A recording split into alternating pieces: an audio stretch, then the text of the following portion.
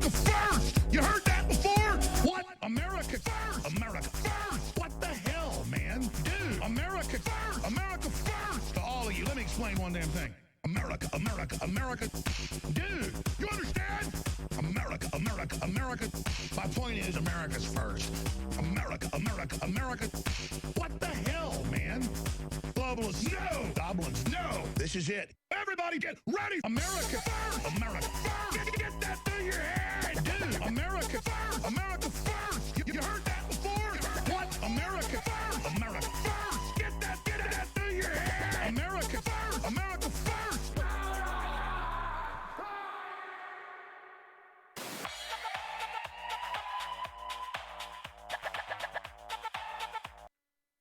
He trolled him. He baited him. He trolled him. He baited him. He trolled him. He baited him. I wish I was that smart. See, that's the Trump dimension. That's the Trump dimension. He trolled him. That's the Trump dimension. He baited him. That's the Trump dimension. He trolled him. That's the Trump dimension. That's the Trump dimension. He trolled him. That's the Trump dimension. He baited him. I wish I was that smart. See, that's the Trump dimension. It's Trump. The plan of Trump. And thus, by extension, Trump. Trump just trolled you. But that's okay. It's Trump. The plan of Trump. And thus, by extension, Trump.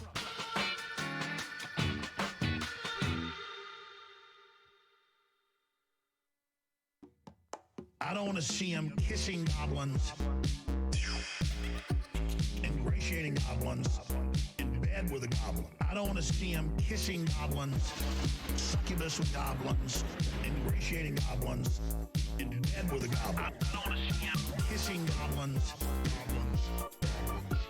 ingratiating goblins, in bed with a goblin. I don't want to see him kissing goblins, ingratiating goblins, in bed with a goblin.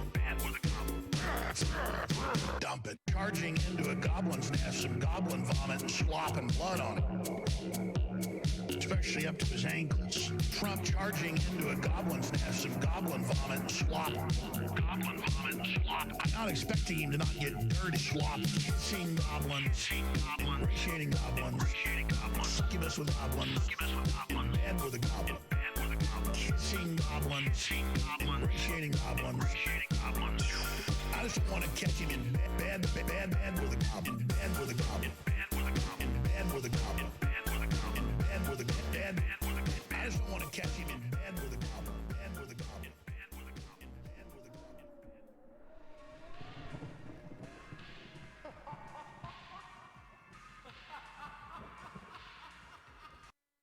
And they tell the trendies how the trendies go, rip me off.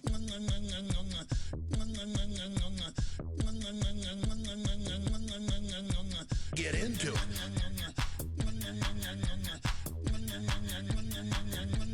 Jump up and down.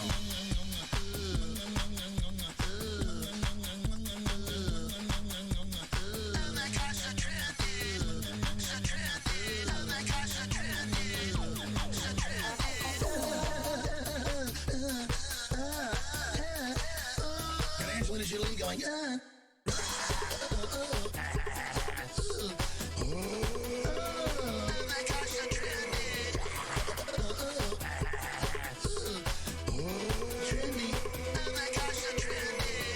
That's what we're dealing with here, and I'm sick of it. And we're not getting what humans always thought was key, the bone broth. The bone broth. The bone broth. The bone broth. The bone broth. The bone broth. Well, now it's the next level of that. It's caveman. Hey, I need a glass of caveman. Caveman. Man, it's better than Ovaltine. Better than Ovaltine. It's just unbelievable. It's unbelievable. Caveman is just over the top. What in the world? But now with the milk, I was like, whoa, this has milk in it. Whoa. It tastes like good. Man, this tastes so good. Tastes like the best milkshake ever. It tastes like Ovaltine. It tastes like Ovaltine. It tastes like Ovaltine. Like good. It tastes like Ovaltine. It tastes like Ovaltine. It tastes like Ovaltine. Like good. Whoa. This is, I can say without a doubt, at least in my experience, that this is literally... This is a super home run available at InfoWarsLife.com, and it supports the broadcast. All right, all the big news straight ahead. Thanks, Buckley.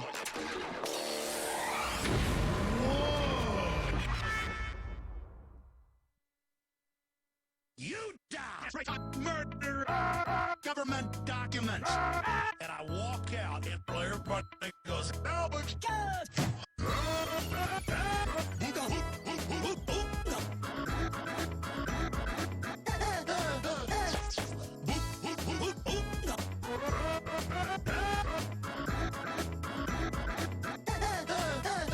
A lot of things these jobs could do, make an iron wish. Getting to kill 1 million Americans. The government lies. You're going to die. Know the thousands of astronauts that died. What's happening in Japan, blowing up the sea. You will line up and they will rope you and your family. Pain, judgment, war, GMO, death, destruction, disease, fire spreading, ants, rotten bodies. Alex, Alex, good. Alex, Alex, good. Alex, Alex.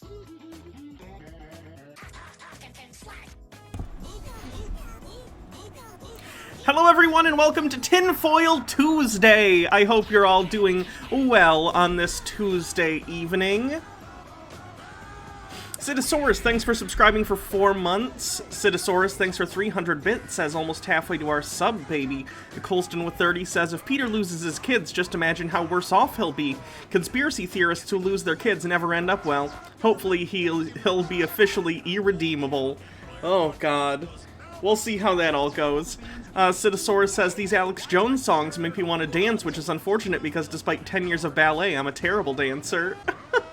You know, I danced in public for the first time some weeks ago, so you can always dance. It's fine.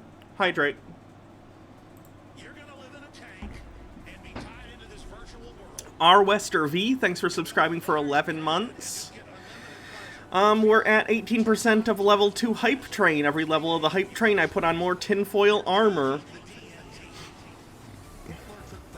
Is he getting investigated by CPS? An email he sent me seems to imply that. He asked me to take our interview down, our second one, because he claims someone in my chat. I don't know, he claims someone from my...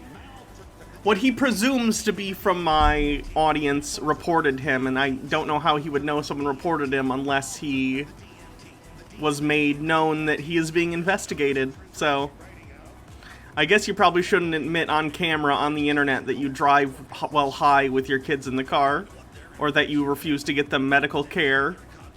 Those are generally not good things to admit to. Zimsada, thanks for subscribing for 3 months.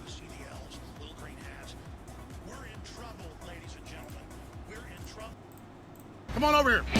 Come on, coward. Coward! I know that I want to punch you in the nose. I'll beat your goddamn ass, you son of a bitch. You're an intellectual dumbass. And I'm coming. You coward. You think you're a tough guy. I hate you, coward. We're gonna defeat this anti-human scum. We're gonna wreck their world. Morak says, I have a therapy today in about an hour and some change. Also just spent $200 on art for one of my Pathfinder characters. What is my life? Hopefully a very fulfilling one. I hope therapy goes well. One Speedy Yoshi with a link. Thank you. Oh yeah, I saw this. Oops, I didn't mean to do that. I would have liked this game as a kid. Like, there was a different game that was similar to this. It was like party games, and it was a bunch of different Nickelodeon characters. I played that when I was like 9, and I really liked that game. But, you know, I'm sure kids will like this. To me, it's just a cheap Smash Brothers clone, whose mechanics are probably going to be worse, but who knows, maybe it'll be really fun. I do like that they put Powdered Toast Man in there. It's surprising that they actually got some Ren and Stimpy stuff in there. Maybe it's the aliens realizing their mistake. Dr. White with 30 bits says, that's just irresponsible. How stupid must you be to drive full high? Especially with Snort's line of coke, kids in the car, cranks engine. 0M80, thank you for gifting 5 subs to the community. Wagroads, thanks for gifting a sub to the community. Speedy Yoshi with 30 bits says, the box art was shown. Ren and Stimpy are playable too. Oh, that's rad. Birdie Strange, thanks for 5 months.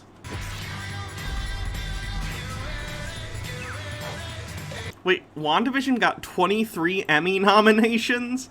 I don't follow award shows. I just don't, you know, I'm not one of those people that's like, I hate award shows, but I just don't follow them. I'm not that interested.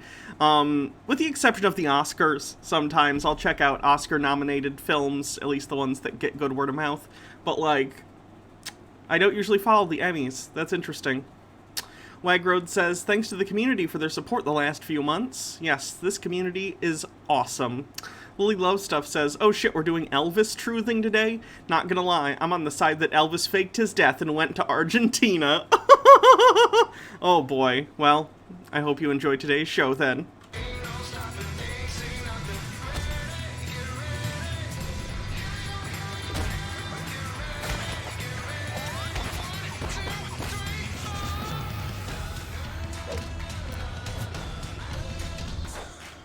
I don't even know what show that Lucy character is from.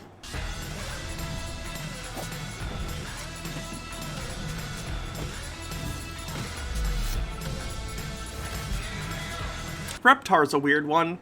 He's supposed to be like Godzilla size. Kind of weird. I guess they couldn't put the babies in there, because then you have a Nigel Thornberry beating the shit out of babies, and you know. Blackwing Hecty says, the Babylon Project was our last best hope for peace. It failed, but in the year of the Shadow War, it became something greater. Our last best hope for victory. The year is 2260. The place, Babylon 5. Tucker White says, I stopped taking the Oscars seriously after years of shafting animation. I'm still not over your name being snubbed. That was probably an animation thing, but also the fact that it's an anime. Probably. I'm just guessing. Because the fact that a foreign language film won whatever year Parasite was, that was shocking. Morok with 50 says, if Zim or Dib or Gaz are in this, I'll contractually obligated to at least try it. Zim is.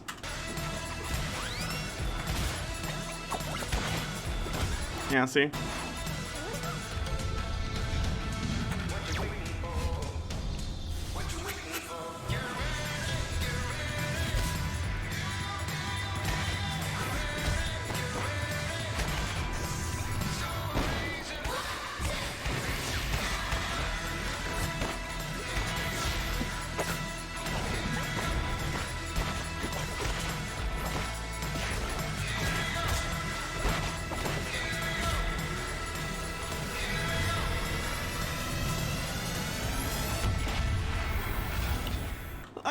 I'm sure I like sort of Smash Brothers style fighting games. I guess I don't know what they're called.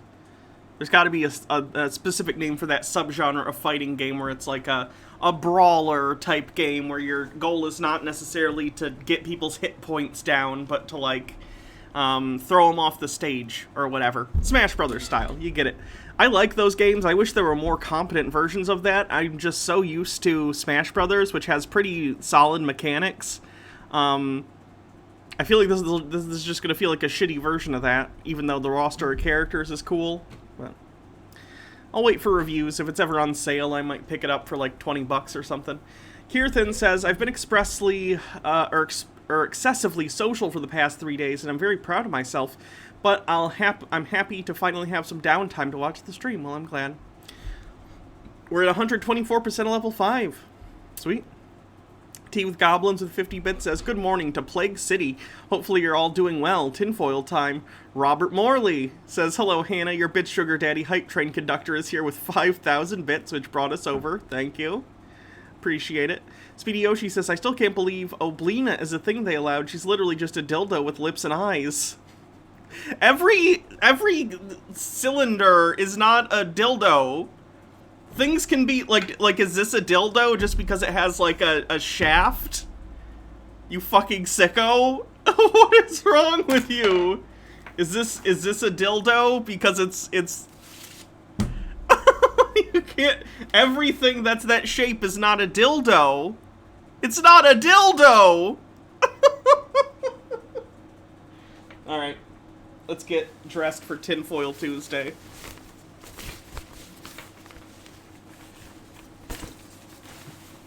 You know what? John Doyle is right. We're all degenerates. We deserve to be wiped out. Tea with Goblin says, anything is a dildo if you're brave enough. E-Tune says, Ludo City has their hands in All-Star Brawl, and they made Slap City, which I've heard is good things about from friends. Okay.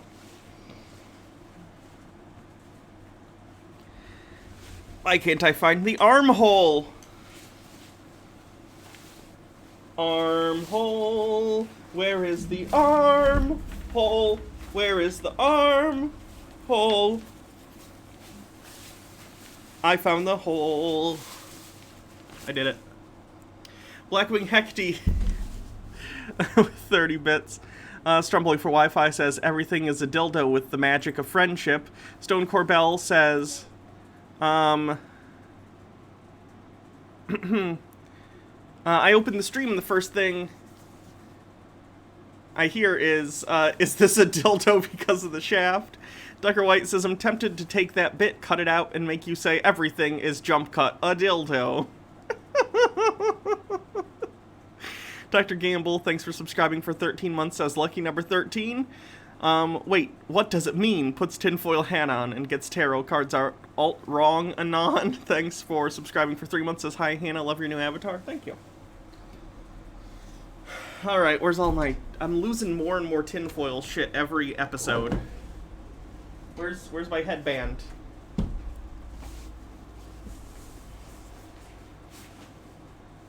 Found.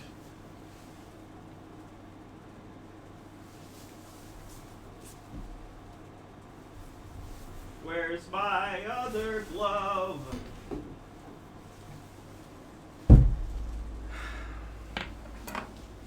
Wait, where's my primary glove? Here it is.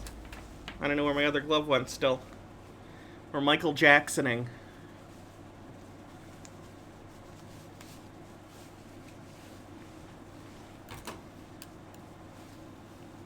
Alright. We're probably tinfoiled. Are we tinfoiled?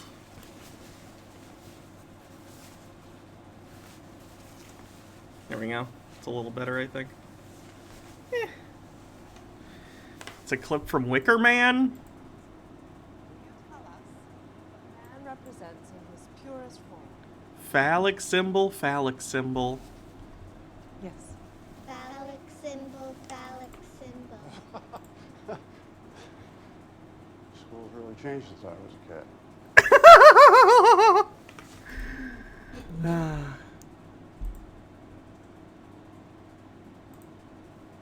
Everyone quotes the not the bees thing, even though that's only from the director's cut or the unrated cut. Mike Mack says, who remembers Fusion Fall, the online Cartoon Network crossover game? Is that the one where they're at a resort together?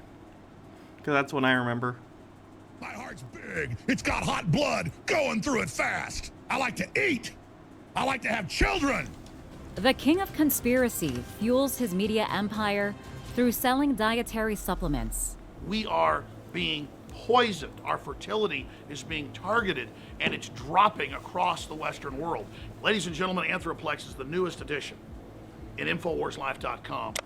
But researchers say some of Jones's supplements could be sperm killing. Exposure to lead reduces the number of sperm that are produced, as well as the health of those sperm. So they're not as functional as they would be otherwise. The Center for Environmental Health tested and found the Infowars Caveman Paleo formula has twice the limit of lead allowed under California law. And the Infowars Myco ZX supplement has 6 times the limit.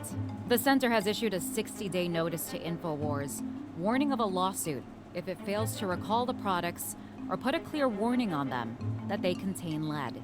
Jones gained prominence after President Trump appeared on his show during the presidential election. Your reputation's amazing. I will not let you down. You will be very, very impressed, I hope. And I think we'll be speaking a lot. The center has only tested 2 of Jones's products, but is working on testing others in the Infowars shop. Beautiful. Robert Morley, 260, thanks for gifting a sub. And we're not getting what humans always thought was key, the bone broth. The bone broth. This is just the musical one again. The bone broth. The bone broth. The bone broth.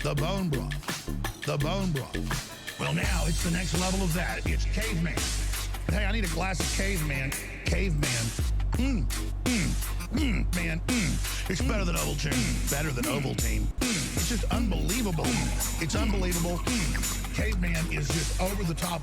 What in the world? But now with the milk, I was like, whoa, this has milk in it.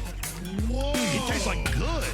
I just want to find the unremixed version of that because it's genuinely funny how hard he has to try to get this stuff down. Video plugging the new. The next level of that, it's caveman. Hey, I need a glass of caveman. Better than. But now with the. That's just them watching the remix. Mike Mack says, Alex, the Illuminati wants to make you infertile. Also, Alex, who wants my supplement? It's good for you.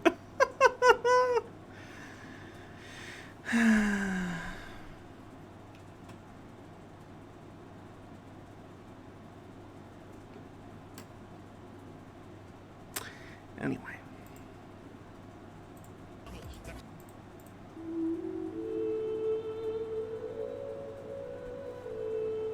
Red Werewolf says the rebranding of stock into bone broth continues to confuse me. Makes it sound paleo.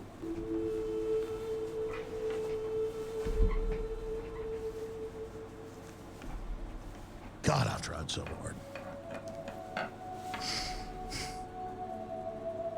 I just belong to some other age, I guess. You know, humans don't communicate anymore, or they gibber and jabber about stuff that doesn't matter, and then they send a text message and never communicate with anybody about anything of substance. It's spiritual death. And then I just come to the realization, out of trillions of worlds, we're going to probably die. And everything we did as a species and all of our beauty and all of our goodness will just fail. And we're going to go down the tubes because a bunch of inbred child molesters in Hollywood had some psychotic dream that they wanted to kill everybody. If Alex Jones was a satire character, it would be the most perfect satire in the history of humanity. And Dat01, thank you for following. Daddy Sube says, hey Hannah, I'm here, fear not. Hey, anyone watch Farscape? I'm watching it on Amazon Prime. I've never seen it. You know, humanity just has to fall. Civilization has to fall. It just has to go down. And you know it's going to go down, too. And I just have been a fool trying to prop it up. It's just at a certain point, you're like, God Almighty, this is what death looks like. This is what laziness looks like.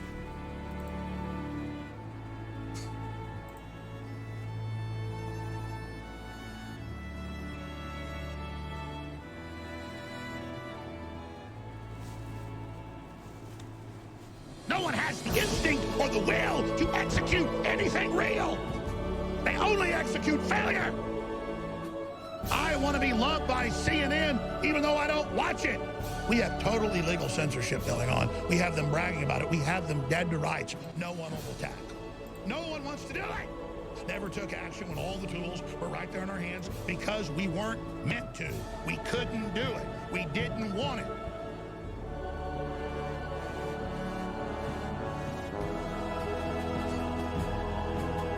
MH Darkbeast says, I do love that MCU's J. Jonah Jameson is based on Alex Jones. That's brilliant. The way they've updated Alex Jones, the way they've updated Jonah Jameson over the years has been pretty great. Because, like, of course, for a long time he was newspaper editor Jonah Jameson. And then I know there was a cartoon series, I forget which one, but there was an animated Spider-Man series at one point that the update in that one was he was more like a Bill O'Reilly type Fox News anchor character, which was a good update for the time. I think that was like 2006 or something like that, and now him being basically Alex Jones is perfect. That's perfect. Daddy Sume says the sexy blue chick in it is totally Liara. Sorry, if you say so.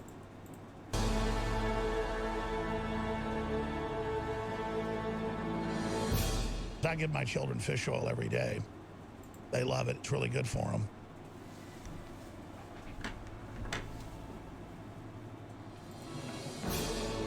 You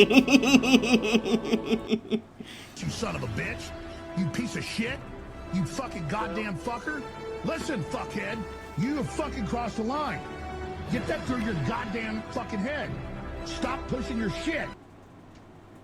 We have scored a direct stab in those sons of bitches' hearts. We gotta keep running the knife in, though, folks. We gotta keep running it in there, not worry what they're doing Dutchess. You want them to fight? You're getting it.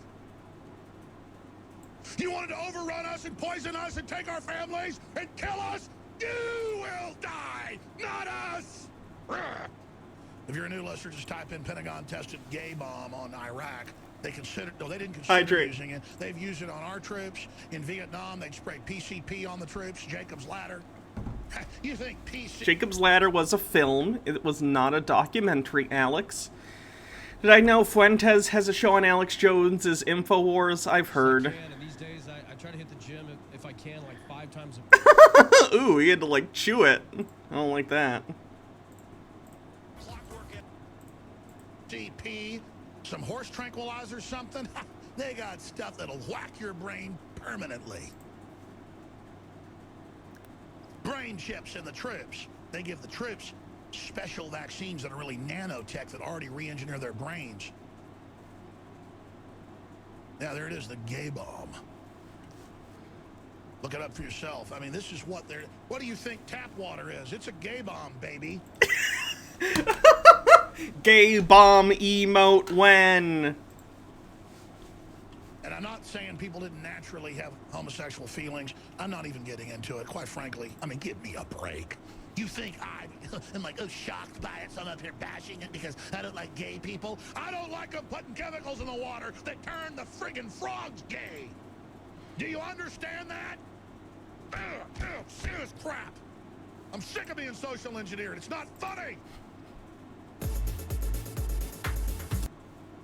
To be in the real world. Your ancestors, folks, drove mastodons off cliffs so they could eat them. Our ancestors fought tigers and lions and big cats and cave bears, twice the size of a grizzly bear.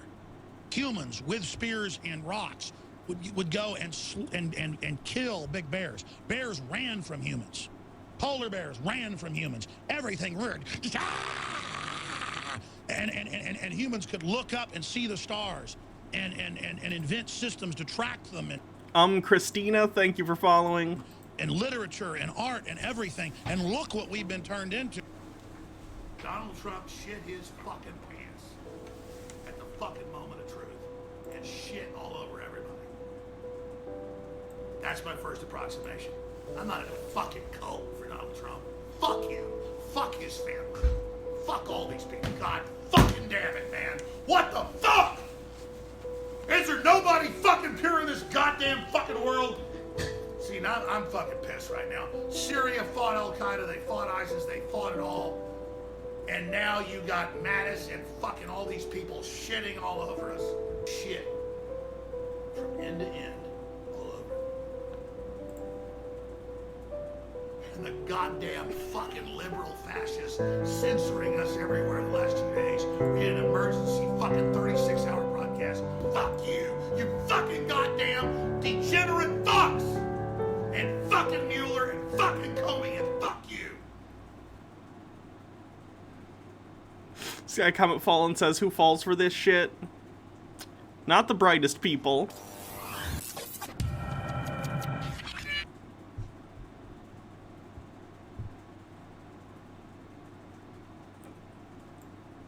Fox is where MSNBC was 2 or 3 years ago. Now MSNBC is foam at the mouth deception and is so filled with hate of you and your family, they can't even control it. I will be, you know what? I will go to hell before I sit here and I watch this country and the world turned over to these savages. I'm done, I'm pissed, and I'm not putting up with it anymore. Let me tell you something, you filthy traitors in the government, you pieces of crap. You are the most degenerate, twisted, mentally ill people I've ever seen, wanting to gang rape this republic. You people are enemies, and we're gonna get your asses, and we know what you're up to, and we're coming for you. I just hope you understand that. Now, get back to what I was saying. We have, ladies and gentlemen, a new app that has a lot of great features And you go to Infowars. You gotta get that app. Daddy Sume says, I'm absolutely a degenerate fuck, but you know what? It's the most fun fuck you'll ever have. God,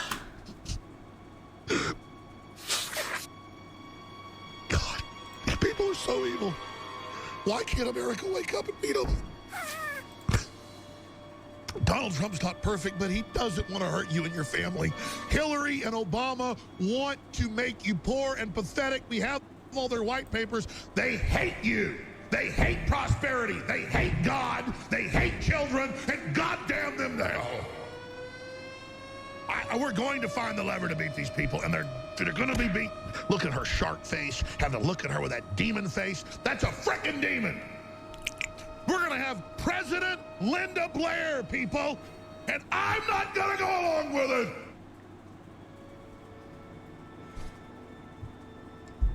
Excuse me. Miss Kays, thanks for subscribing for 13 months. Christopher Ross says, this is what I yell at the ghosts in my apartment when I'm getting a midnight snack. Daddy Sume with some sort of link. Oh my god. You're fired, Daddy Sume. I pledge before my Heavenly Father that I will resist them every way I can. These people are the literal demon spawn of... I have questions.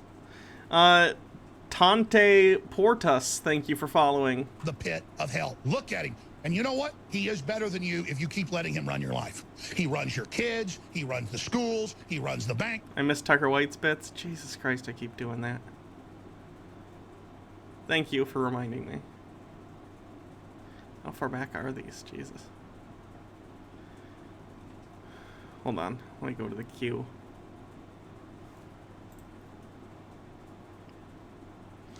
Since we're on Alex Jones binge, here's this shit. And there's a link. Can you post that link again for me, please?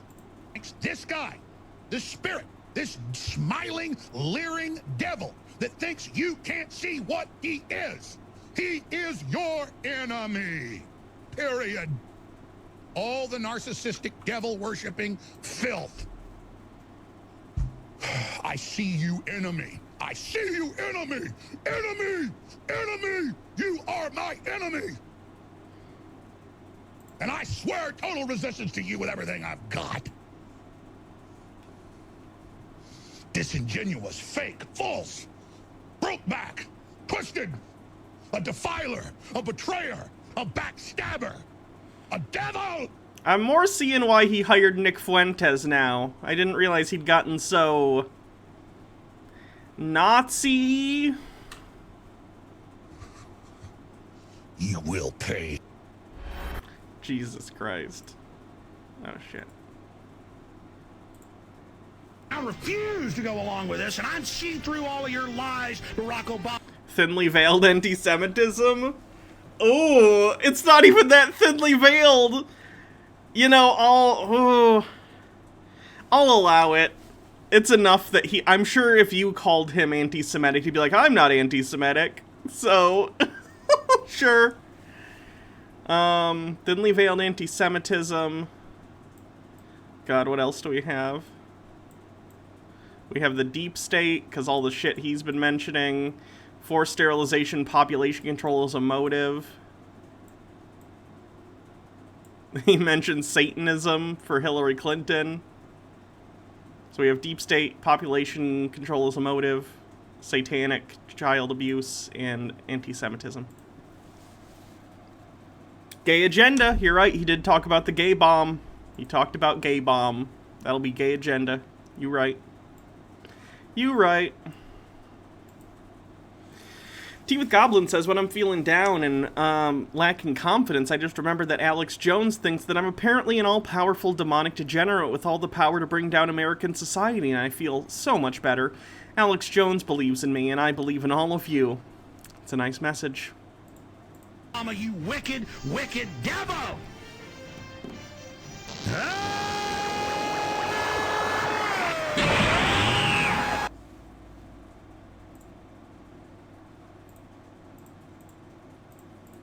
Princess Leia has made the jump into hyperspace. Carrie Fisher died Tuesday morning, days after suffering a massive heart attack on board a flight from London. I'm not going to kick off a conspiracy theory here. But you hear about star killers, basically the mafia that's out in Hollywood. Fluoride in the water turning the frogs gay? No, that's not fluoride. He's referencing atrazine, which is a different chemical from fluoride, so not fluoride. Elon Musk's court case is doing badly, you hear? Possibly. We don't have false flag yet. No. I was told by a genetic engineer. MVZ Games, thanks for following. About a project they were on in England once, and I never told the story on air because it's so fantastical. Oh, God. They had in tanks people with gills and their little babies, and they were in there just gulping, clawing at the sides. You see a turtle at the zoo, and it wants out, and you feel for it. They got humanoids crossed with fish and stuff. I mean, we are screwed, people. I mean, do you understand that? Once Yoshi says Star Killers, oh, this is Star Wars. Yeah, that's the reference he was making. I hope the audience... Oh, no, because I see. Never mind. I misunderstood what you were saying. Yeah, he was claiming that there's like a mafia called Star Killers that kills celebrities or something. will come before God.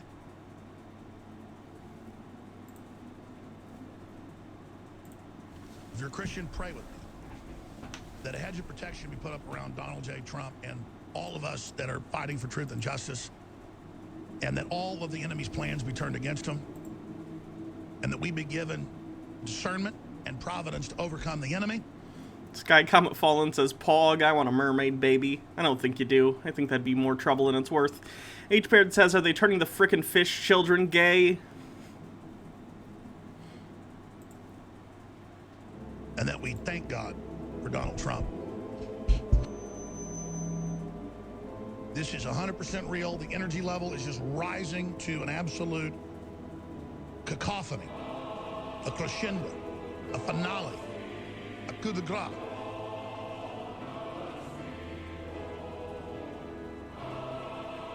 A Guterdomeron battle. Oh, it's a twilight of the gods, all right. These would-be gods of the New World Order. They're no gods at all. Rock no rook.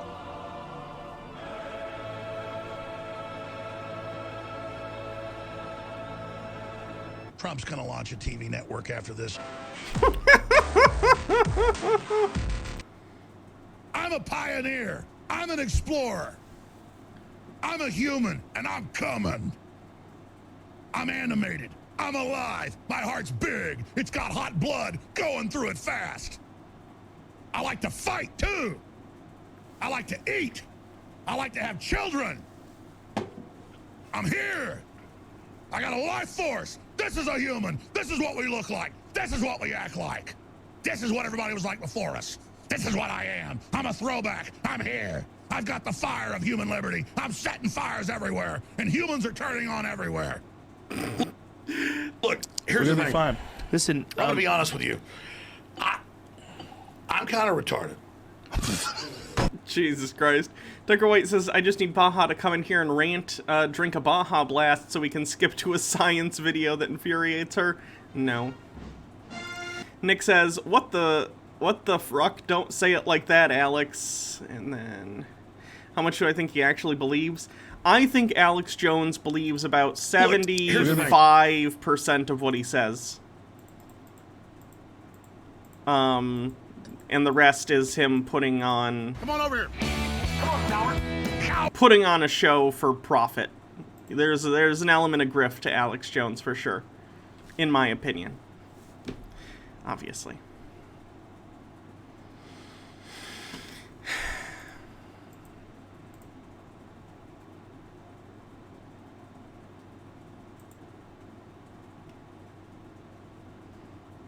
Oh, remember that sex offender guy who's a QAnon guy? I guess he got pulled over by the police. Let's see how that went. Ilium Gal says, does sort of thing fit into the Tinfoil Tuesdays? Let me see what it is. Man finds 19th century witch bottle containing hair, urine, and a human tooth. Maybe. I'll save it.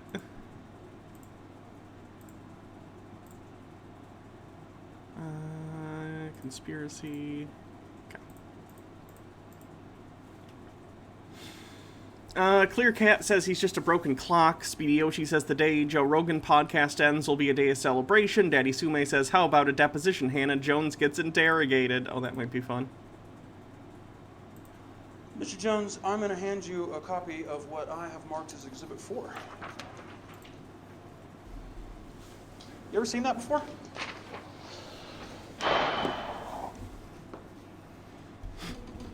I don't remember. You're not sure if you've seen this before? No. Okay. You'll see up at the top it has a timestamp, 12/14/12.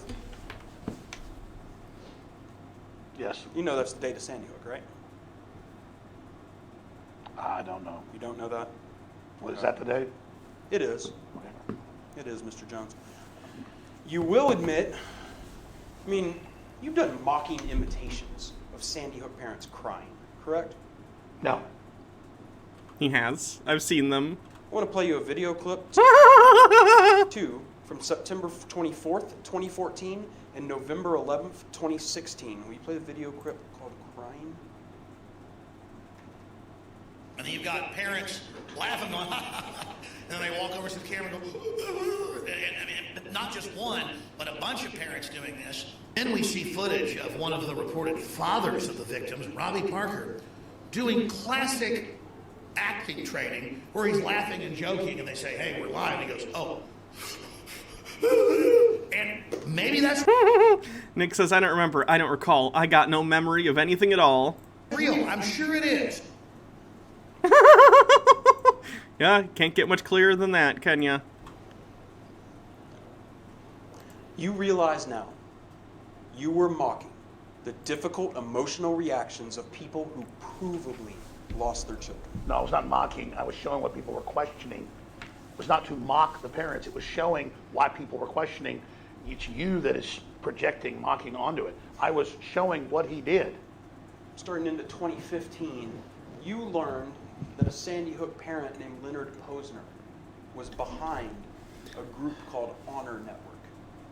Correct? That was fighting online abuse of Sandy Hook victims? I did, I think. And when you learned that, and when Honor complained to YouTube in 2015, you told your viewers that Honor was run by Mr. Posner. You showed addresses being used by Mr. Posner, and you said he needed to be investigated in Florida. Didn't you say that? Objection is to the form. No. Okay, let's play a clip here. I'm going to show you something that you and Mr. Dew were talking about on February 12th, 2015. Can you play addresses for me? He's been getting all kinds of grief from Mr. Posner. Anything that comes out, social media shut down due to Sandy Hook false copyrights. What's interesting... I don't think I've ever seen Alex Jones actually look vulnerable and nervous before. This is so weird. They would have some sort of headquarters where they would be setting up a memorial. Well, we'll just start investigating that. And I guess I'm going to have to probably go up to Newtown. I'm going to have to probably go investigate Florida as well. If a person were to stake out those addresses, they could wait for Mr. Posner to come pick up his mail, couldn't they? Objection is to form. True? I mean, the guy's running an anti-free speech foundation. Let me make sure I have this really clear. That's a bad answer. That sounds like a justification for why you think it's okay to go and find his house and attack him. You don't believe the official story of Sandy Hook. You think there was cover-up? You think there was manipulation? You think that there is some sinister thing going on? I think children died. I believe mass shootings happened. They had one in Brazil, a tragedy. And I believe it's a crisis. Nick says, doxing is free speech. Hashtag Alex Jones logic.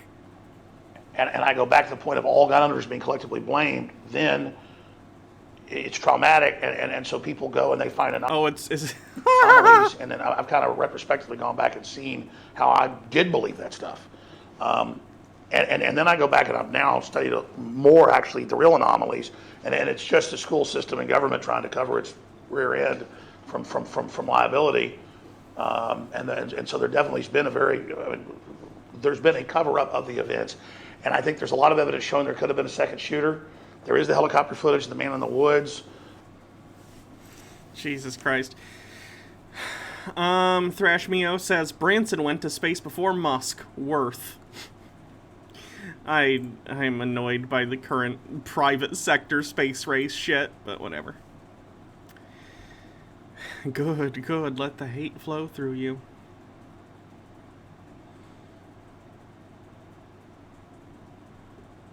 Yeah, I'd say that's false flag. If you got bingo, let me see your bingo card.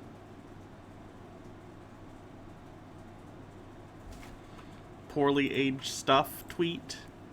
I'm escaping to the one place that hasn't been corrupted by capitalism. Space! Oh, that's actually a little sad. Gay agenda, something false flag, free space, satanic, thinly veiled anti-Semitism. You did it.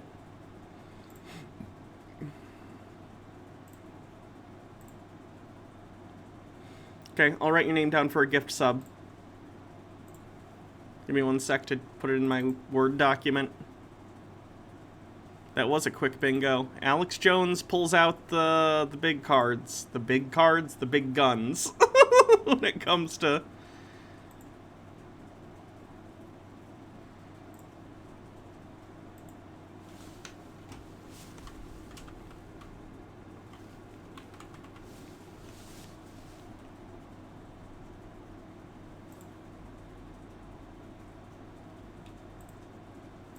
Okay, let me know when you need another sub renewal, and I'll do that for you. Or if you want me to gift it to someone. Alright, so, like I said, this is that person who was put on trial for illicit interactions with a 14-year-old, I think it was, when he was older than that. He's a QAnon guy now, and I guess he got pulled over. Let's see how this goes. Hey everybody, this is Paper Party Podcast. I just got pulled over by a state patrol. He said I was doing 82 and I was doing 75, and he was ahead of me. So I told him he was on a non-emergency call, and he freaking said that I was doing 82 on us, and I said I was only going 75. The speed limit 70. I was only going 5 over, which is legally allowed. No! Okay, it's... Okay, it's generally understood that if you're going like 5 miles over the speed limit, they probably aren't gonna, like, take the time to pull you over. But if you're going 71, they could still pull you over. They just choose not to, because if you go to court and you're like, I was just a little bit over, they're probably gonna not make you pay the ticket anyway. So it's just usually not worth their time, not worth the paperwork, whatever. You're not really... It's not legal as much as it is just not worth dealing with. So the second you admit, I was going 75 and a 70, you already lost. You lost. Sorry. And this man was in front of me, so I told him, hey man, you're not legally allowed to speed. If you're speeding and I'm following behind you, you're not legally allowed to speed, brother. You know, these cops are here trying to piss me off, you know? I got insurance and everything, but this dude is pissing me off, you know, because I'm a citizen and all that, and he's pulling me over and saying I'm doing 82 miles an hour, and I was behind this man, and then he pulls over to the right side and comes back behind me and pulls me over. If he's ahead of you, then he knows at least how fast you are going, because he's in front of you, which means he's at least going the speed you're going. And if he sees you coming up fast behind him and he wants to quickly gauge that, he just needs to go up to a speed where you stay the same distance apart, and the cop can determine how fast you're going. He doesn't need to be behind you for that to happen. He can determine that other ways. Mike Mack says, don't be your own lawyer. Agreed. So if I'm doing 82, he's doing 82 miles an hour too, and he's not lawfully, legally to do that. I mean, if he's a cop and he's, like, gauging you, yeah, he can. It's the same reason that cops can engage in, like, what would be considered reckless driving if they were chasing someone in some sort of high-speed chase. They wouldn't get in trouble because they're operating as a cop under the law in order to apprehend someone else breaking the law. You know, it's a bunch of bull. See, there's he's right there, the stupid state patrol. This is some bull crap, y'all. I'm going to record this guy. He says I'm being recorded. I'm going to record him, too, you know? These motherfuckers, screaming along, always want to make my insurance rates go up. I wasn't doing no 82. I was doing 75. I don't give a damn what this dude says.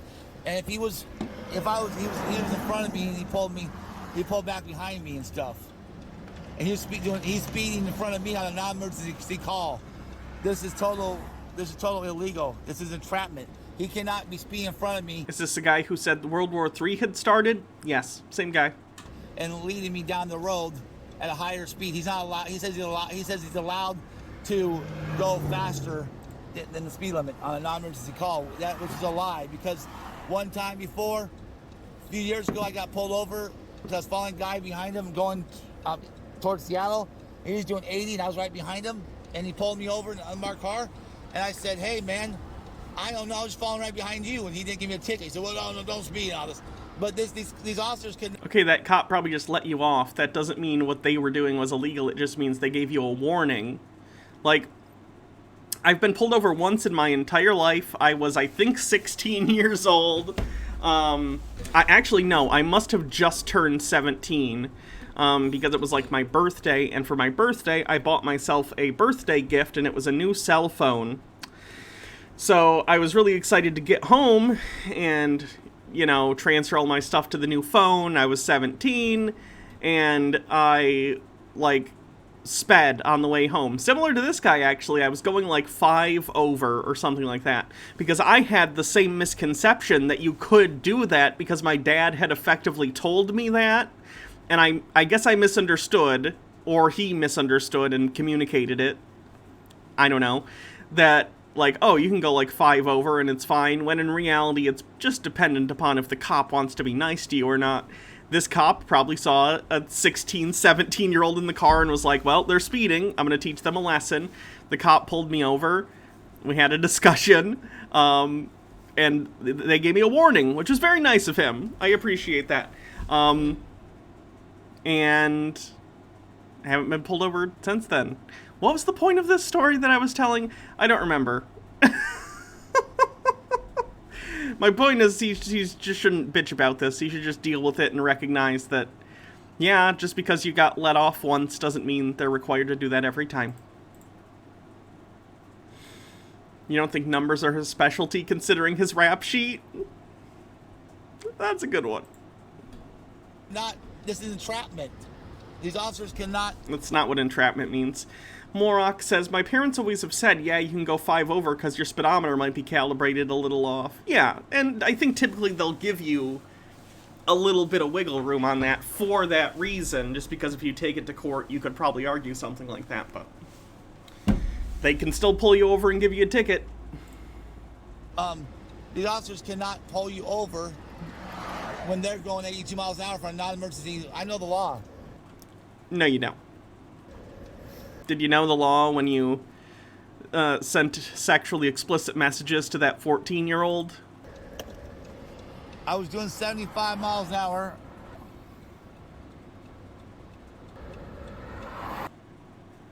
Oh, God.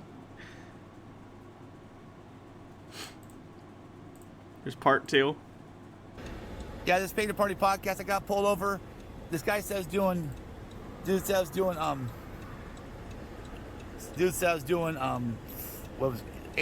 was doing 75.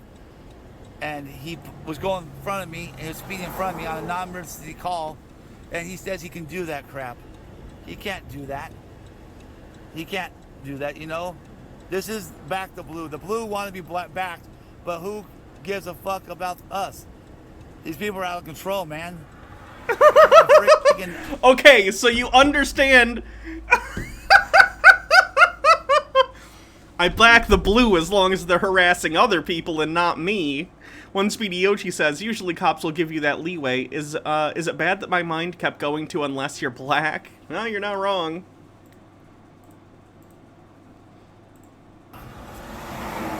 I don't understand this shit, you know? I freaking was doing 75, 5 over the speed limit, and I don't care. Whatever I was doing, I was following him, behind him, and he says I'm at fault for him doing 80. He said I was doing 82 miles an hour, and I wasn't doing 82. I was doing 75. That's All cops are cops. Thank you for following. what I looked at on my speedometer. He was in front of me. He pulls over to the right side, lets me pass him, pulls back on his road, pulls to the left-hand lane, then he pulls back behind me and pulls me over. This is my documentation. I'm going to be filming this guy when he comes back, y'all. This is some bullshit. Then he just tried to pull off so I couldn't film him so as easily. Back the blue. The blue sucks. I'm tired of backing the blue. They kill people for no reason. Even black people kill white people in Washington, D.C. And then, this is ridiculous. I didn't do nothing, y'all. Look how beautiful it is out there. I'm just on my way to church, you know? I back the blue until a cop pulls me over for speeding, then a cab. One Speedy Yoshi says, who watches The Watchmen? I don't know, the Coast Guard. And Princess Amelia says, that was a very nice story, sir. Now, are you going to take the ticket or not? There's a better shot, I think, of the truck. Let's see what he does when the cop gets here. 82.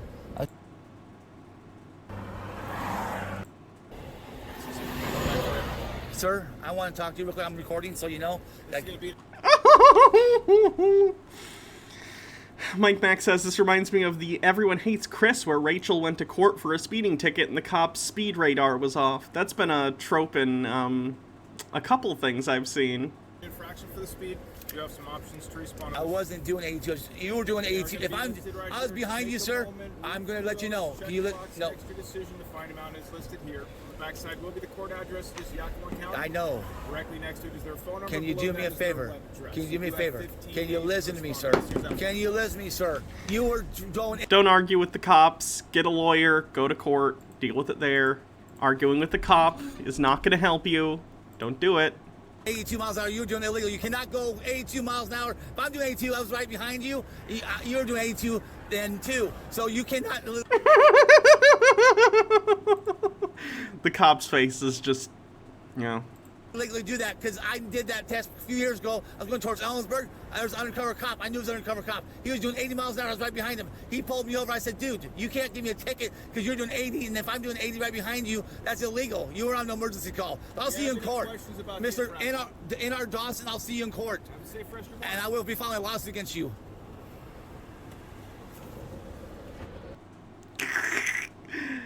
He thinks he nailed that. That's the sad part. One Speedy Yoshi says, so is this guy's blood just consistently alcohol? His blood alcohol level is just 100%. It's just all alcohol.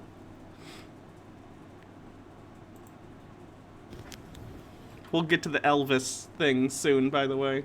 Hello, everybody. I know that's the titular topic. This is a Picture Party podcast. I'm just looking through some videos, and I guess in the next 10 days, we're going to hear the shot heard around the world with the Valley of the Sun, if you know what I mean. It's coming within the next 10 days, according to Nick Moser. It's going to be awesome. All you people out there that said no, no, no, no, is going to be proven wrong again. Wait, when were we proven wrong the first time? Hey, Cass. Mike Mack says, and we see here a white going crazy on a cop, and he's still alive and in his car. No, replaced the white man with a black man and see what happens. Nick says, plot twist, this guy is Elvis. Nick says, a cab, all cats are beautiful. Zamsada says, that mustache is not doing him any favors. I would tend to agree. The biggest shot in the... Proven wrong for what? He's a QAnon guy. He thinks World War III is about to break out and Donald Trump is about to be crowned king. I heard around the world is going to be happening in the next 10 days. According to Nick Moser, I'm not saying it is, I'm just saying what I read. I'm excited for it to be about ready to come. Let's go. Victory, victory, victory is ours, y'all. We're going to win this thing. You know what's going to happen, and you know what's going to happen, and you know what's going to happen. It's a victory parade, buddy. And I'm gonna be running all the way in front of it. Victory, victory is mine.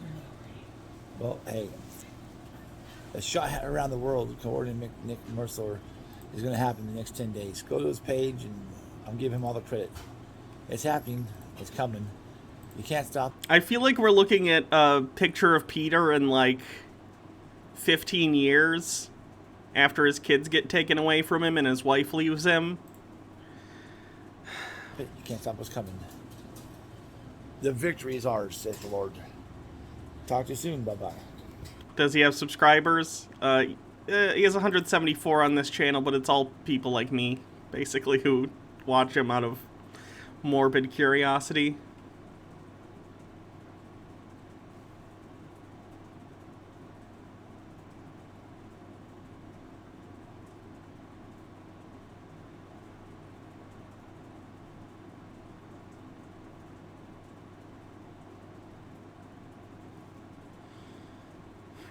Sky Come Up Fallen says, this is the master race, people.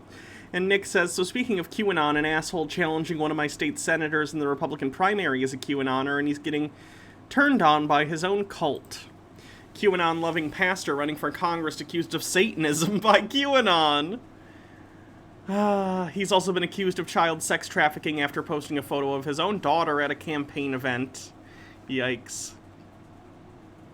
A Tulsa pastor trying to unseat Senator James Lankford, whose campaign openly embraced QAnon followers, is now denying accusations of Satanism and sex trafficking leveled at him by QAnon followers. Evangelical pastor Jackson Lawmeyer, who has in recent months appeared at conspiracy conferences with the likes of Michael Flynn and Lynn Wood, was forced to deny involvement in the child sex trafficking, pedophilia, or devil worship after he posted a picture of his daughter on Facebook, and QAnon supporters interpret it as a sign of nefarious activity. Lawmeyer is a political newcomer, but he has secured the support of Oklahoma GOP chair John Bennett after his incumbent Lankford consistently refused to repeat the lies about widespread election fraud spread by former President Donald Trump. Lawmeyer, on the other hand, hasn't hesitated to claim with no evidence that President Joe Biden stole the election.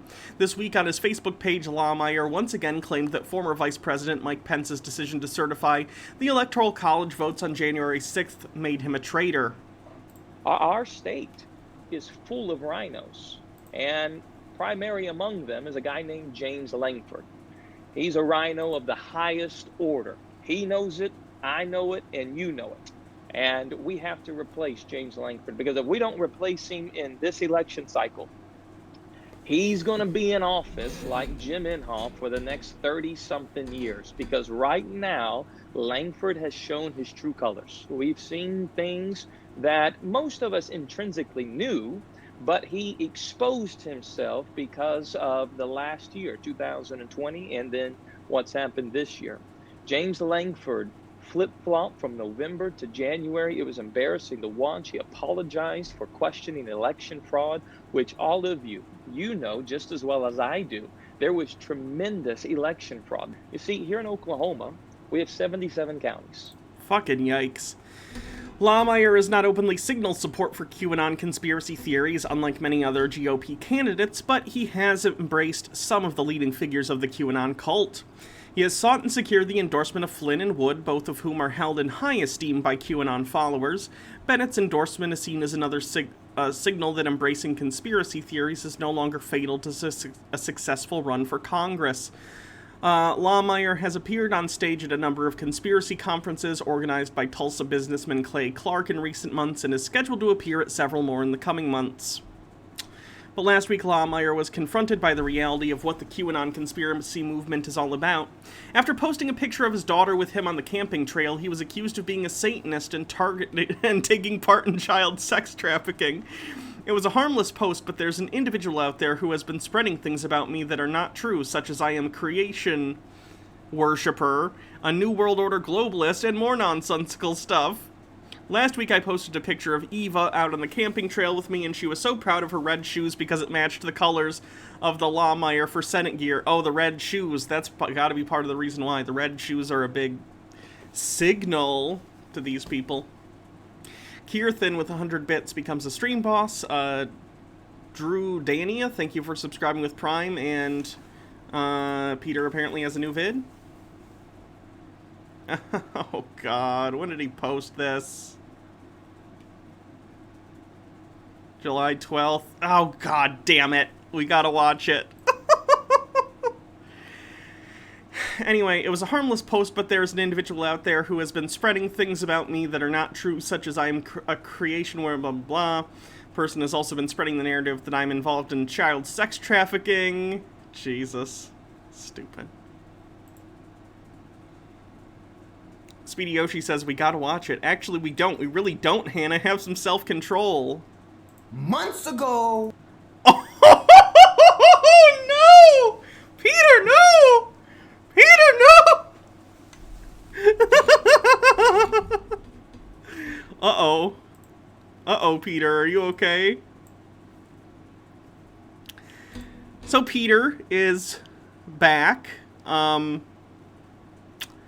don't think he's doing great. He emailed me the other day. I didn't respond to this email, which was probably rude of me. But that's okay. I don't think he's ever going to talk to me again anyway. Because, according to him, he for some reason, he thinks that someone in my audience, reported him to CPS or something. Because in our last interview, he talked about, smoking, or implied, it was perhaps implied that he may or may not have allegedly driven his vehicle well high with his children in the car.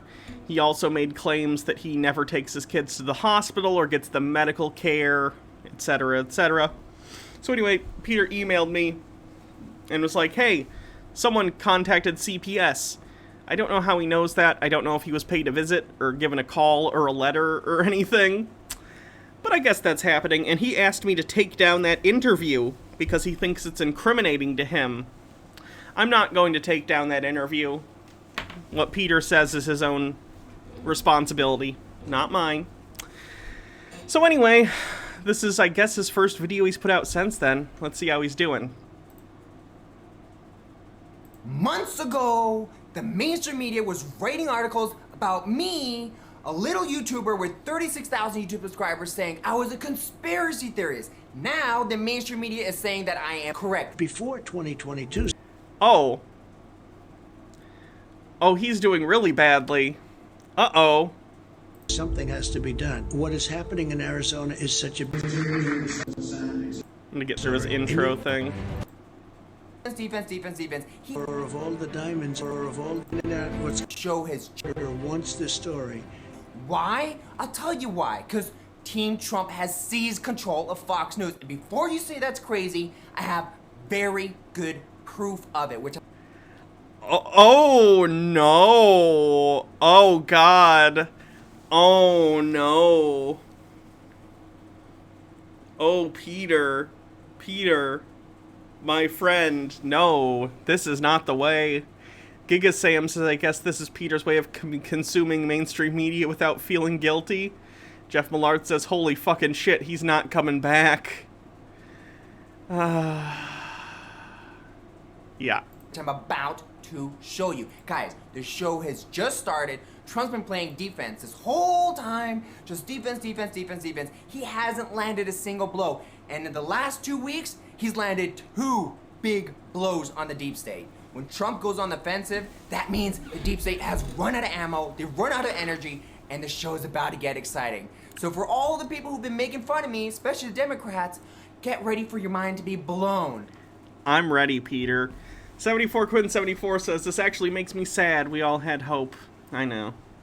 My name is Peter Hanna, and this is Peter's Trump Updates. All right, let me dive right into it.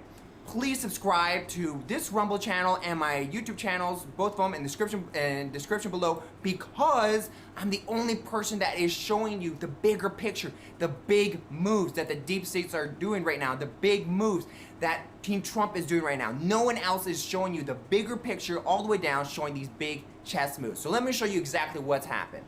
Mike Mack says, is something wrong with his voice or audio? I think he's just being louder than usual because he's up here with it. He's so excited. He's like manic. I'm using that colloquially, not diagnostically. I have no authority to diagnose anyone. I'm just saying it sounds quite manic, and I think he's blowing out the mic a little bit. Could I recommend a funny or disturbing poll for this? And Overthought says, did he lace his oil with meth? Honestly, if he is being... Oh, I didn't mean that. If he is being investigated for the weed thing from CPS, he might be trying to lay off for any potential drug tests, and maybe this is just like what he's like when he's sober. Or at least when he's coming down from, you know, years of heavy pot use.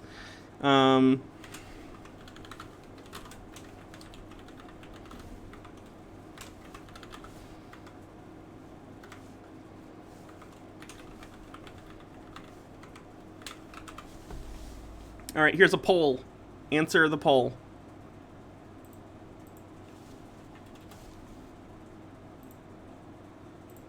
Majestic 12. Peter doesn't know where I live, right?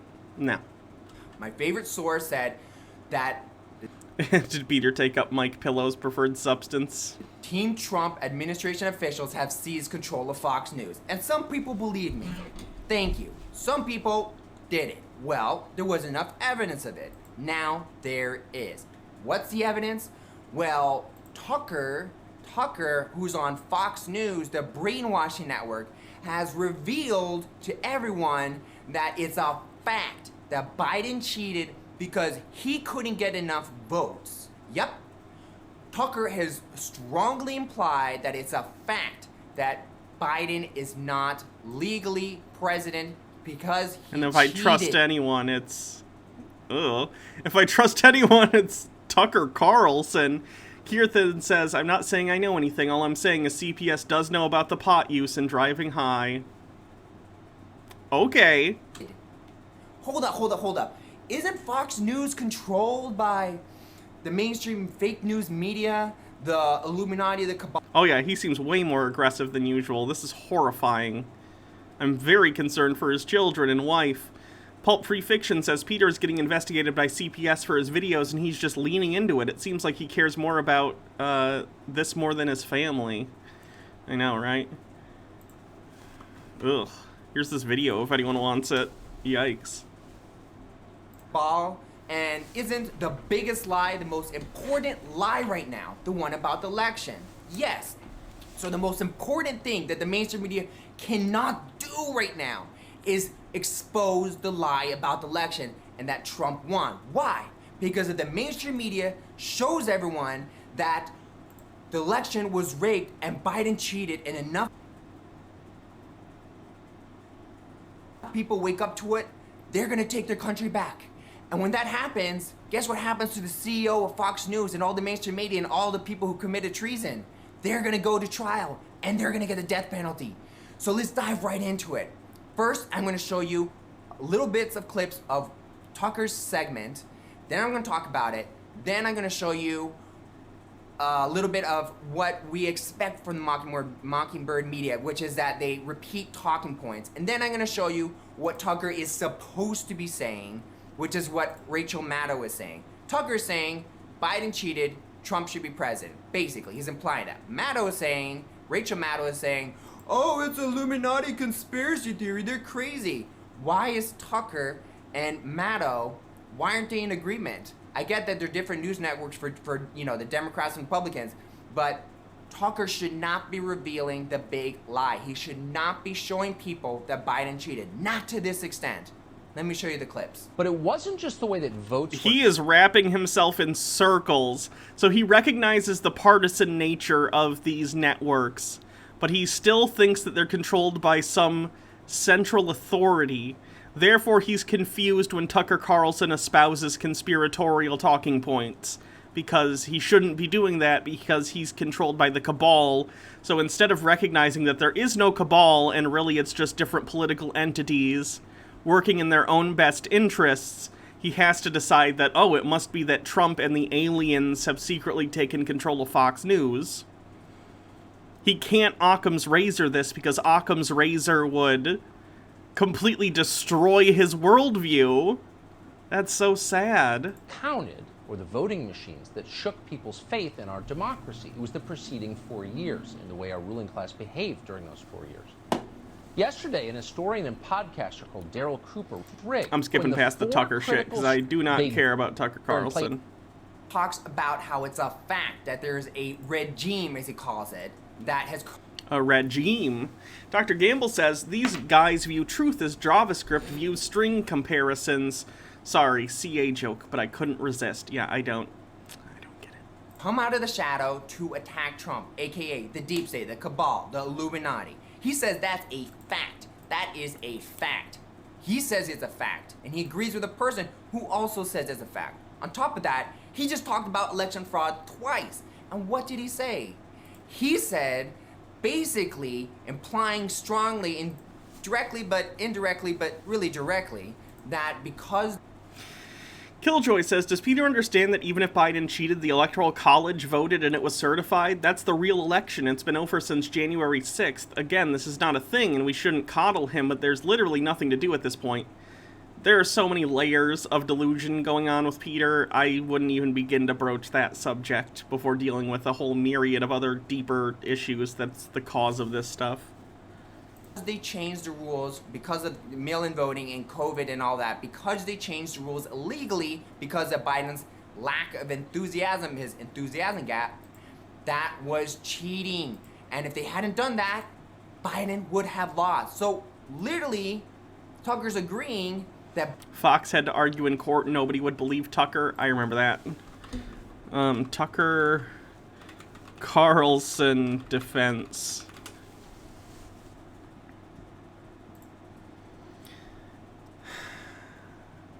The Tucker Carlson defense is a defense that has become famous because Fox News successfully argued in front of a judge that Tucker Carlson, you can't assume that what he says is truthful because it's so clearly obvious, and your average person should be able to reasonably assume that he's full of shit. It's ridiculous. Biden didn't have enough enthusiasm to win, so they... Yet he won, Peter. Yet he won. He won the election in 2020. They changed rules so he could cheat and win. Why is he saying this? Why is he saying this? Compare this to what Rachel Maddow is saying. Rachel Maddow is doing what she's supposed to be doing, what the cabal has ordered her to do, what the cabal, I thought, had ordered Tucker to do, which is to cover up the lie, paint the whole election fraud as some crazy conspiracy theory. Watch these Rachel Maddow clips. Republicans in Pennsylvania are starting up their own inquisition, summoning the ballots and the voting machines and the tabulators, because they too, just like the Republicans in Arizona, just like the Republicans in Wisconsin, just like the Republicans in Georgia, insist that their real work as elected officials right now is the whole Illuminati. I'm gonna skip the Rachel Maddow thing too. So. Dr. Gamble with 1,000 bits says, I feel really bad about the awful CS joke. Here's 1,000 bits to make up for it. Thank you. Mike Mack says, didn't Trump recently say that he called everything he hates fake news or a lie in CPAC? He did. I think it was about polls. He said if polls are in his favor, he considers them very accurate, and if polls are disfavorable, then they're fake news.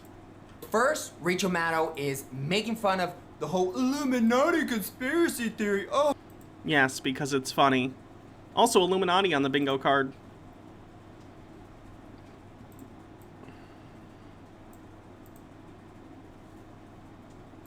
Oh, it's not true. But what did Tucker do? He confirmed this regime, these people are all colluding to attack Trump. So Tucker's literally saying the opposite of what Rachel Maddow's saying, that there is a huge amount of people who are colluding to attack Trump. Rachel Maddow said it's some crazy Illuminati conspiracy theory. There is a party that is trying to use electoral politics and the democratic process to make policy about problems that the country faces. There is another party that is trying to end the use of electoral politics as an objective way of deciding who has power. Here, Rachel Maddow implies, but she's being kind of direct, that Republicans are the ones that are trying to steal the election. Correct. That's accurate. And that Biden won fairly. Yes, that's accurate. That's what she's supposed to be saying. The two parties are engaged right now in fundamentally different projects. One of them is engaged in the political cogitation around solving problems. The other one is engaged in cogitation about ending democracy. Because he's the president's personal lawyer, and he's been doing lots of the lying about whether the last Republican president actually lost the election. Because maybe he didn't, because maybe communists or something. Here again, Rachel Maddow is talking about election fraud. Again, this is what she's supposed to be doing. This is what Tucker is supposed to be doing. Now, I know what you're thinking right now. Hold on, Peter. Fox News is for Republicans. MSNBC is for Democrats. Of course Fox News is going to talk about this a little bit. And they have a little bit here and there. But when Majestic 12 said that Team Trump has seized control of Fox News, all of a sudden, Tucker went hardcore and dropped the biggest truth bomb. I call this a nuclear red pill truth bomb. What Tucker said, his speech, is so powerful, so accurate, and the fact he points out many times that any honest person knows that this is a fact. This is enough information in this 7-minute clip from Tucker to even convince a Democrat that... No, Peter. No. What's happening here is Tucker is saying things you agree with for 7 minutes straight. And in my experience, talking with you, listening to you, the only standard by which you judge if a statement is true or not is whether or not it already conforms to your preconceived notions about what is happening. So you agree with Tucker and think he's very convincing because he tells you what you want to hear. That's not convincing to other people, that's convincing to you. Pulp Free Fiction says Peter is going to claim the deep state took his kids away as punishment for being right, isn't he? You're probably right. Tumak Von Raven says, if Peter wakes up from this madness in a year, will you be able to embrace him? Or will you be able to embrace him to sanity, or are all bridges burned at this point? If Peter came back in touch with reality, I'd be very happy for him, and I would make him a regular, person on the show. I would love for Peter to get pulled back from the edge on this and to be a productive member of society. I really, really would. This is a pivotal moment for him, though, and I'm concerned. Towing 24, thanks for the bits. I'm not going to read that, though. Rublum says, at this point, I think I'm done talking about the kids thing. I think we've covered it enough, just for the record. So feel free to chat about it if you want, but I'm not going to talk about that. I'm just going to talk about the specific content of the video right now. There was cheating, and they should reconsider their whole position on Biden. At the end of this video, I'm going to show you the entire Tucker clip, the entire Rachel Maddow clip, and... At least we get to skip the last, 17 minutes of this video. That's nice. And the whole entire Mockingbird media clip, so you can compare them one by one, so you know that I'm not taking anything out of context. I'll show you all clips at the end of the video. So what's the takeaway here? Well, this is the takeaway. For months, I was labeled as a conspiracy theorist. For months you were. You still are, but also for months you were. Yes. The mainstream media was literally writing articles about Peter Hanna, the conspiracy theorist. What mainstream media does he think is writing about him? What?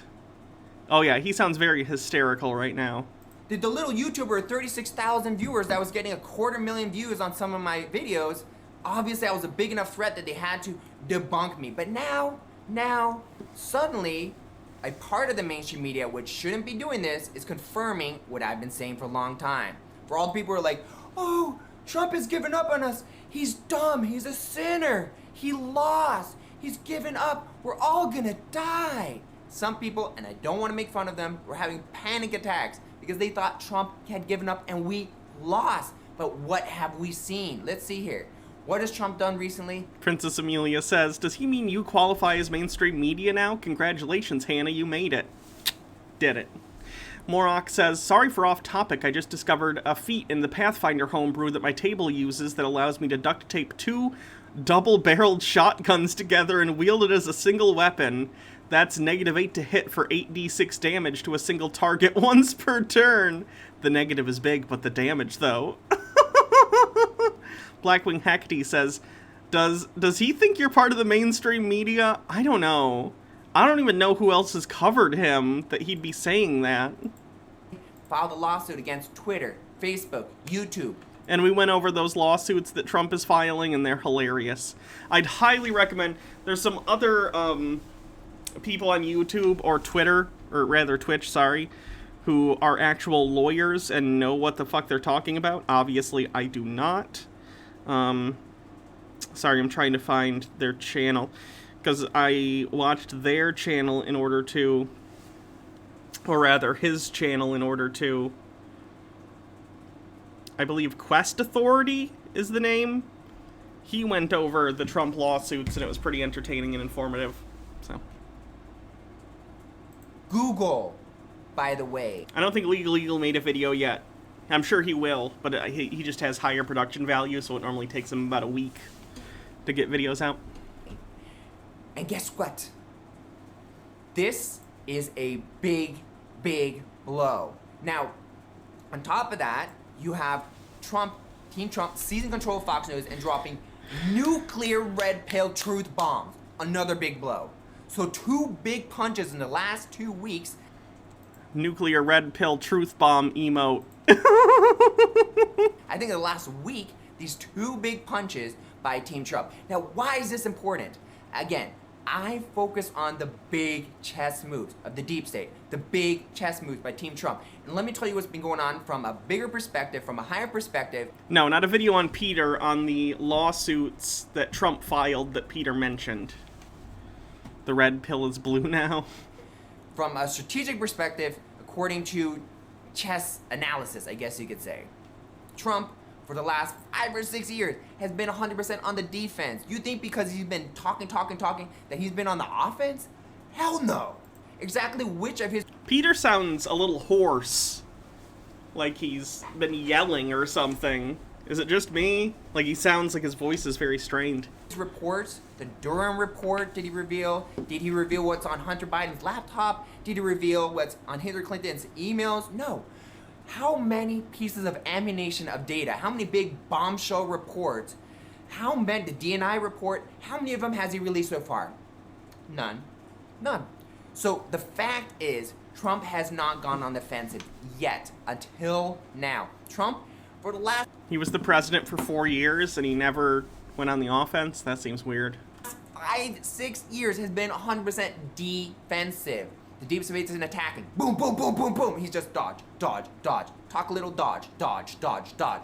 Always defensive. Now, this is I feel like I wish someone in the audience were one of those people who does remixes of videos into songs, because I feel like this video was like ripe for content for that kind of thing. Strategy called, what I call, I'm not sure what the real name is, but it's called bait and wait. Bait the opponent. Boom, boom, boom, boom, boom, boom, boom. You see this UFC, you see this in boxing, you see this many times. It's an excellent strategy. Bait your opponent to expend all their ammunition, all their resources, all their energy.